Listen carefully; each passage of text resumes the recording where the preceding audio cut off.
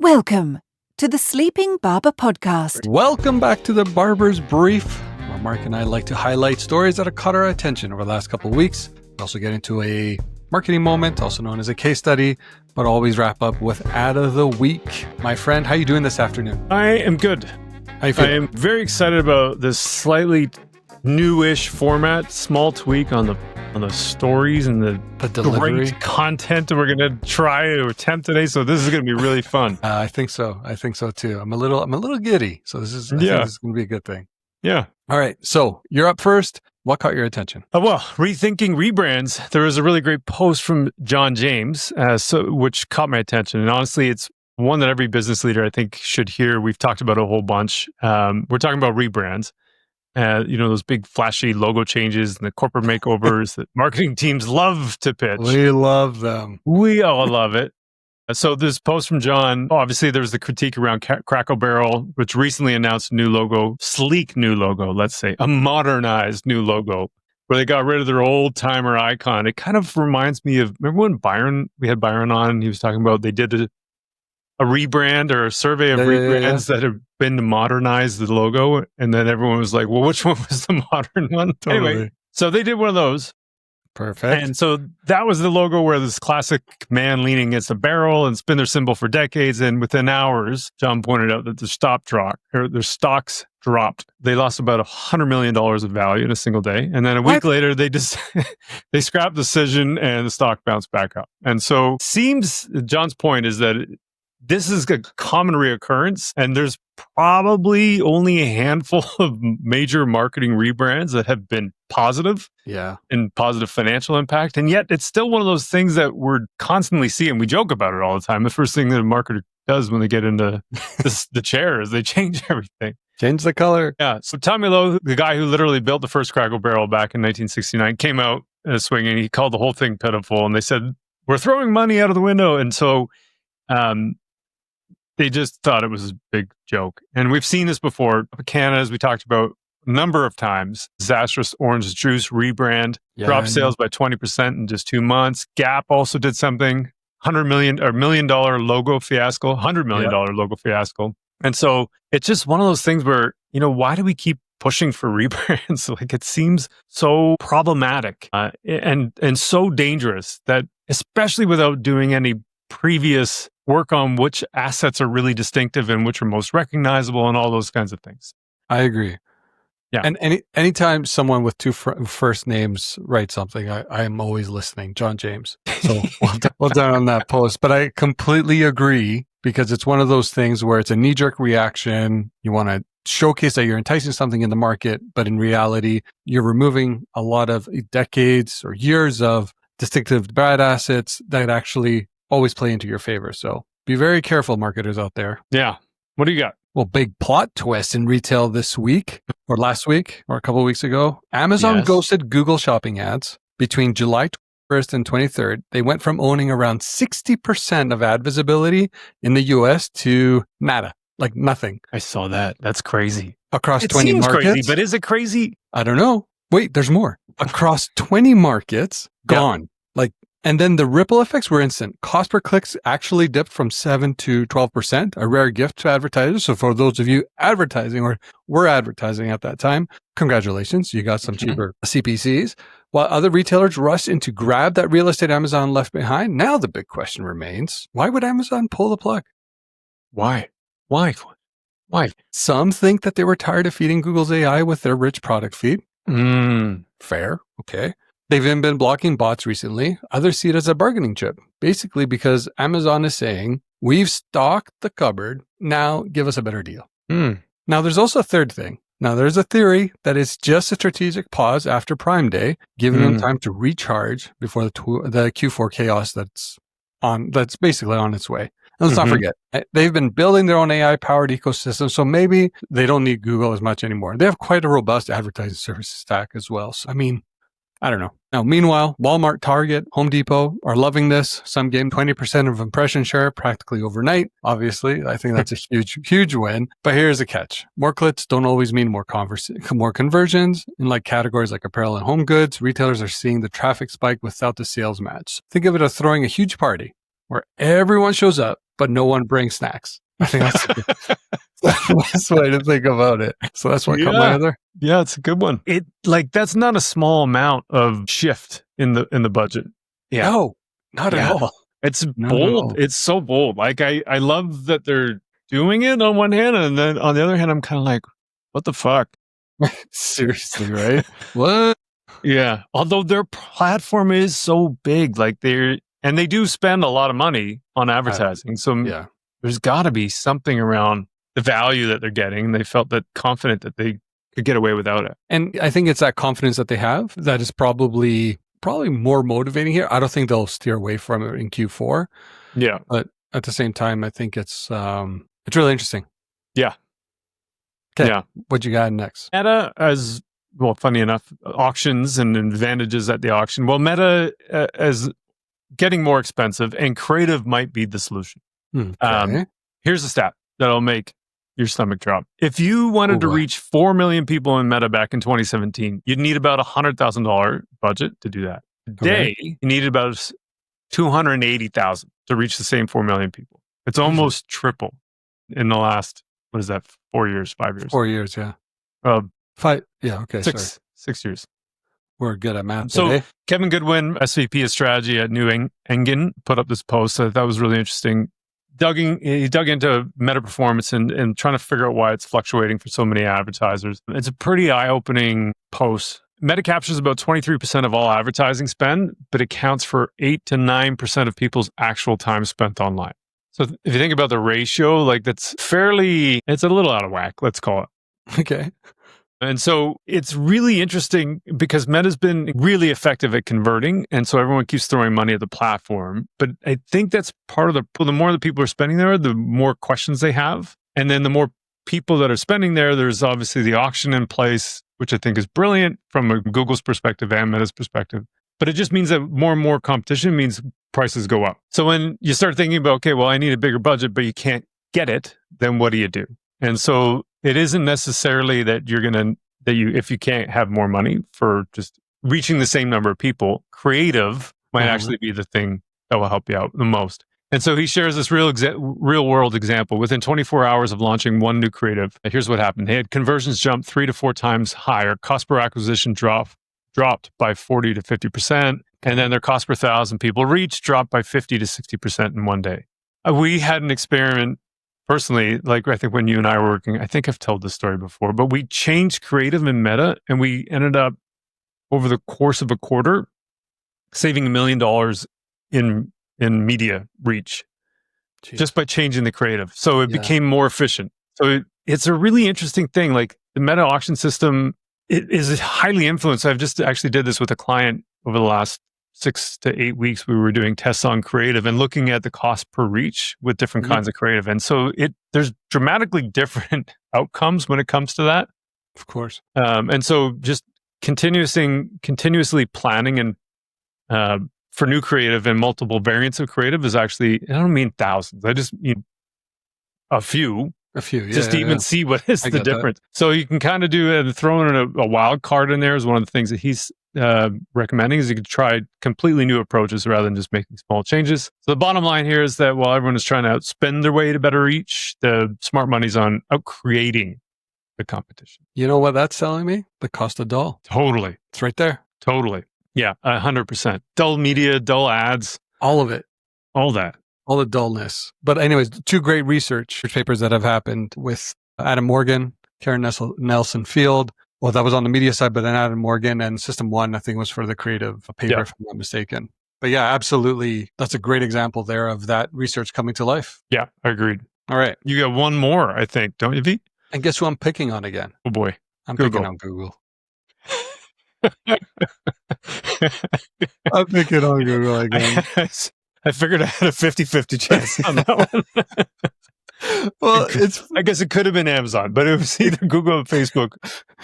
Well, this one again was one of those ones that made me like, oh man, really? Okay, I can see it, and just seeing the what's it called? The article actually made a lot of sense. Anyways, so for the first time since 2015, Google search engine market share has slipped below 90%. Now, that's a blink in dominance, and it signals something big is happening in search. Or is it? I don't know. Maybe there's. But anyways, there's many alternatives out there. Smarter and shinier. I think of Bing with its Copilot, powered conversational engine, DuckDuckGo's privacy first promise are drawing users. Even TikTok's becoming the go-to search for Gen Z users. And I'm not saying anything here that people haven't even already heard. Meanwhile, we're also seeing an uptick on all AI-driven platforms that are reshaping the expectations on how we find information. So think of ChatGPT, things of Perplexity and like their Claude platform. Like all of these things are actually now moving and taking share away from a traditional search model. The biggest thing is trust is somewhat fraying. Users are getting a little more fed up with data-driven personalization. Google has stalled indefinitely on killing off its third-party cookies, leaving people feeling tracked, not respected. Combine that with ad-heavy Google interface. So if you think of like a traditional SERP today, it's, you have the first, well, now there's like the AI conversation side that's happening that's still pushing all those search things further down now. Sorry, the sponsored ads further down. I should speak in absolute terms. I could try it in Greek. It's leading to a lot of these people to reconsider. And let's not forget, like very often here, we actually highlight some of the legal drama that Google's been a part of. So you think of the Department of Justice has filed a massive antitrust lawsuit. They're accusing Google of anti-competitive tactics like exclusive deals and hidden perks. And this could force a big change in how search is working on the go forward. So what should marketers be doing? Number one, diversify. Number two, diversify. Number three, diversify. Yeah. You pick up quick. Took me 3 times, but I get there. Don't put all your eggs in one basket, in one Google basket, if you will. Check out things like TikTok, Reddit, a great research platform. Microsoft Ads as well. Their ad suites continue to grow. And let's not forget that good old SEO game. It needs a 2025 reboot. We talked about search ads last Barber's brief, like SEO is a whole other thing as well, but make sure you're thinking broader, think platform agnostic, think beyond Google visibility. And at the end of the day, the bottom line is this: Google is not dead, but its dynasty, maybe, I don't know, something left to consider. They've had a good run.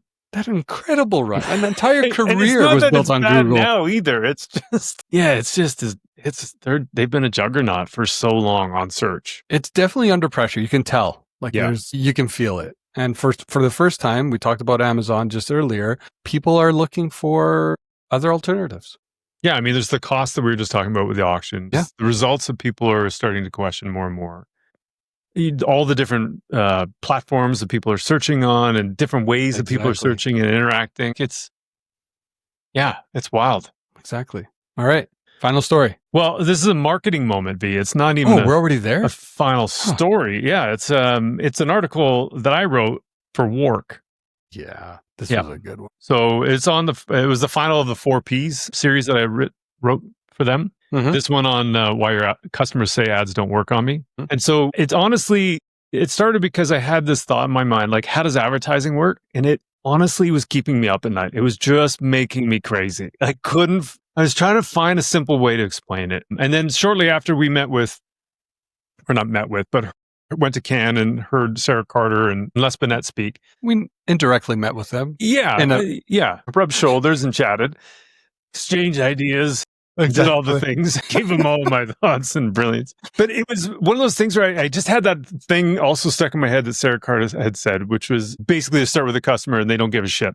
Yeah, so totally. I had that in my head and it was just gnawing at me. So I've been really digging into this almost over the course of 3 months from, I would say, early spring until late summer. So starting with the customer in mind, I figured the best way to do this. So, and I also had a buddy that said advertising doesn't work on me a couple of years ago. And that's always been in the back of my head. Whenever I have problems with trying to explaining advertising and telling him how it works, like he's the guy I kind of always think about in my mind.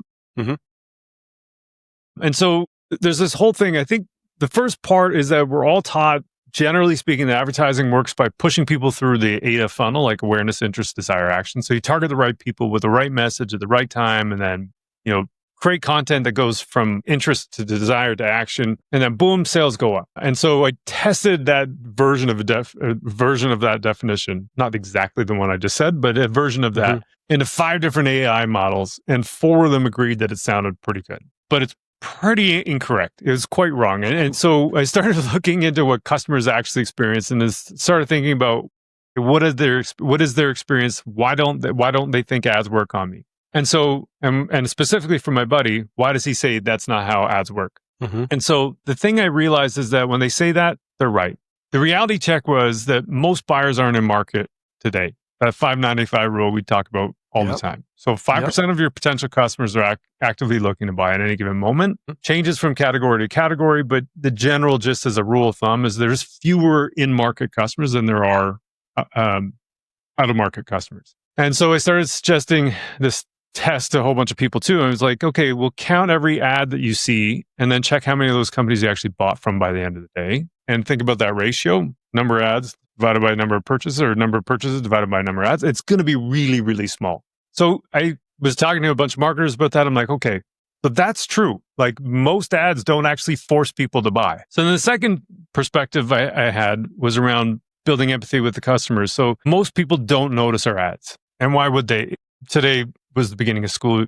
I know you had some school issues over the weekend with your daughter getting ready for the whole thing. And there's some issues I had over the weekend as they're getting ready for, not even issues, just like it's chaotic. And so it's chaotic. Yeah. When you think about just that, like the end of summer vacations, work deadlines, crying children, all the weird smell coming from the refrigerator that I can't figure out where that came from. Like ads are in the background. They're not the thing that people focus on.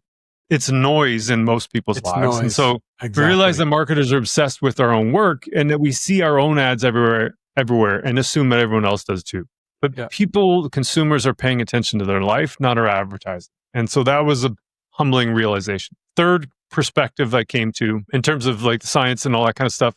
There's this thing called the forgetting curve by Hermann Ebbinghaus. If I said that correctly, I hope. Oh, I'm sure. So it's about 150 years old, and it's pretty accurate today. And I've heard Byron Sharp and a few other people at Ehrenberg Bass talk about this as well. But the natural state of memory is to decay. And so people forget information. Even if it's really important to them, they forget pretty quickly after the first exposure. And so there's things we can do to improve memory, like repetition, but so does relevance, clarity, and emotion. And so all those things matter when it comes to the consumer's perspective. We try and jam so much stuff in our messaging and it often ends up falling flat because people can't consume all the information we're trying to tell them. Yeah, absolutely. So then there's a fourth perspective around personal revelation, the personal revelation that I had. People don't choose the best product all the time. They satisfy. I mean, they pick something that's good enough, given their needs and the effort they're willing to put in. And the trick for that is just, again, coming back to memory, do people remember your product in the buying situation? Is it accessible, physical, mental availability? Do they know it can meet their needs without them getting fired for picking it? We talked about that with a few people in the past too. And so the funnel itself, like thinking about this very linear process and forcing people to go down this funnel and convert them at every step along the way is somewhat restrictive. I don't think it's actually helpful as much as we'd like it to be. And so there's something else at play here. The one big thing that I keep coming back to as well with James Herman, he talked about advertising is not sales done over media. And so there's a whole bunch of other alternative examples around how does advertising actually work. And to put it really simply, advertising works by making your brand more memorable and recognizable when customers are ready to buy. That's it. It's not by pushing people through funnels. It's not by convincing them buy today. I started thinking about it a lot when we talked to Professor Cohen Powell's not so long ago. Maybe it was so long ago now. But he had said that advertising isn't a strong force that immediately drives action. It's more like a weak force. And that weak force, gravity included, you don't really notice it when you're just standing there, but it's working in the background, shaping everything. And so when a customer now tells me that ads don't work on me, I don't argue with them. And if they're not in the market today, there's a very small probability you're going to force them to buy now. Absolutely.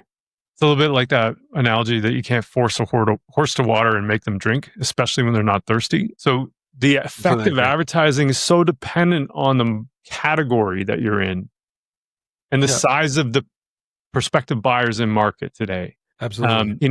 The idea around advertising being memorable when it matters, making brands memorable when it matters, not persuasive when it doesn't.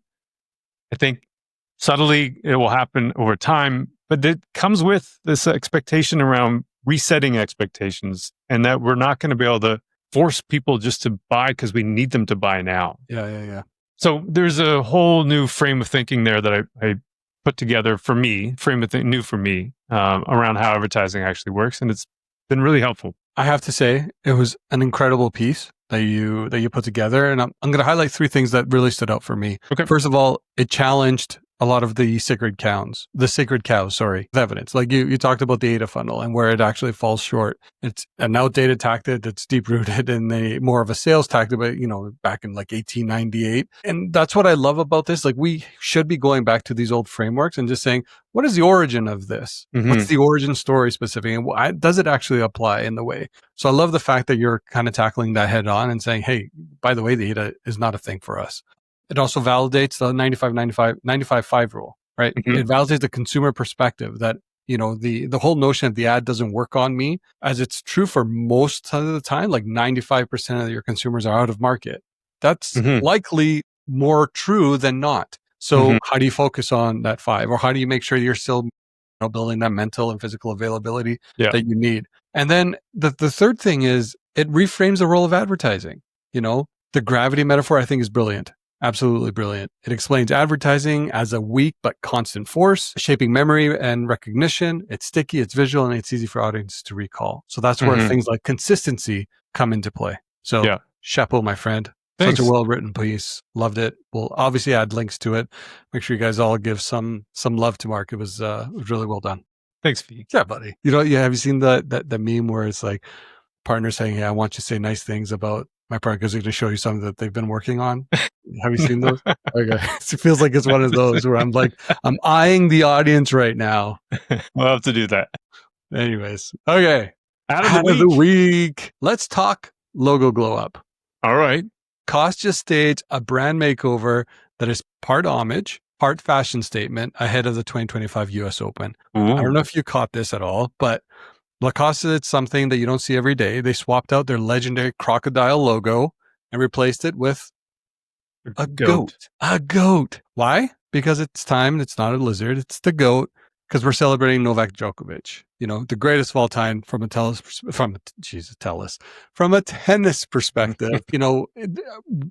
With the way that you were describing about rebrands earlier, this isn't a logo lip service. They've launched a whole capsule wardrobe from polos and t-shirts to tracksuit tops, caps, and trousers, all stamped with a playful goat emblem. The time is perfect. We talk about the ahead of the US Open here. But Djokovic, who's been with Lacoste since 2017, has smashed nearly every record in the sport. 24 Grand Slam titles, chart-topping weeks at #1.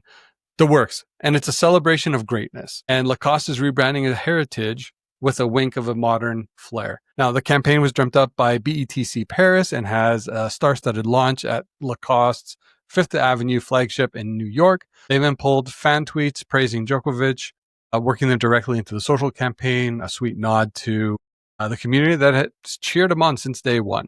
And fans, well, they've gone nuts in the best way. Tweets flew, beautifully done, shut up and take my money, the goat of goats. It's a tribute that doubles a fashion moment and a sporting moment. So what's the moral of the story here? Who knew a logo could get a glow up and steal the center court? It's funny, because I feel, I don't know enough about it, but it feels like it's specific, almost like a Jordan brand kind of thing that they're totally playing. Instead of it being, the brand, the master brand, like they're extending that equity to the goat. It almost feels like it's something that a Nike would do, but in its place you have like a Lacoste. It's like, you know what, we're foregoing our crocodile for the goat. And they've done it in such a creative way where it's creating, the mental availability part, right? Physical availability by making it available in products. So there's a product line. And who's to say that that's not going to continue for, I don't know. Yeah. Like Jordan. It could be. Like 40 years later, right? Right? Billions and billions of dollars. My goodness. Yeah. Didn't even think of that, but you're right. So yeah, I thought it's not, those that are watching on YouTube, you would have seen the kind of overlay some of the images. But yeah, I thought it was a really creative way of celebrating one of tennis greats. Yeah, that's awesome. What's coming up next week, Marc? Well, it's a good question. I think we're going to be we haven't quite got them all recorded, but we're going to be very busy in the next couple of weeks. We're going to be really busy. Editing and recording. We've got a lot of great stuff coming up. That's true. Yeah. So it'll either be V&I, or it'll be a history of marketing in music, or it'll be something on media planning. I'm not 100% sure, but it's going to be awesome. We've got a lot of really good stuff coming up. And then we got one coming up a little bit later on analytics and ad fraud. Oh my God, it's going to be so good. We're going to equip you guys with all the tools that you need to be successful this Q4. Yes. And with that, thank you for keeping us in your ears. And until next time, super fun. Yeah, this was great. Thanks, everybody.